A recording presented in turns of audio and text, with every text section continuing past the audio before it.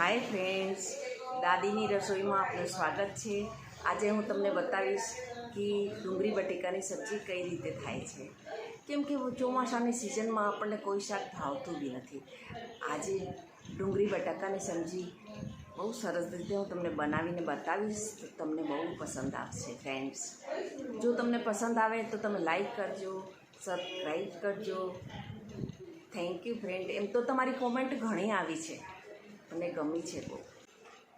આ ડુંગળી બટેકાની સબ્જી કટિંગ થઈ ગઈ છે, એની સાથે આપણે આ ટમેટાં લઈશું લાંબી ચિપ્સના, અને લીલી મરચી આવી રીતે ચિપ્સ કરવાની છે, એને કટિંગ કરશું। પહેલાં મેં તેલ લીધું છે ફ્રેન્ડ્સ। હવે એમાં હું રાઈ થોડી નાખી દઈશ, થોડી જીરું, ને આપણે જે સમારેલા હતા લીલા મરચાં, સાથે ટમેટાં પણ નાખી દેવાનું। અને આ ધાણા જીરું પાવડર છે, મીઠું છે ટેસ્ટ અનુસાર, આ હલ્દી છે, ચીલી પાવડર છે, અને આ મરચું છે। એ બધી વસ્તુ આમાં નાખી દઈશું।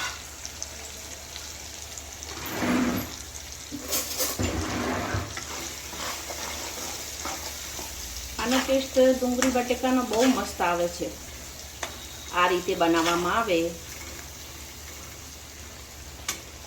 હવે આપણે ડુંગળી બટેકા મિક્સ એમાં નાખી દઈશું।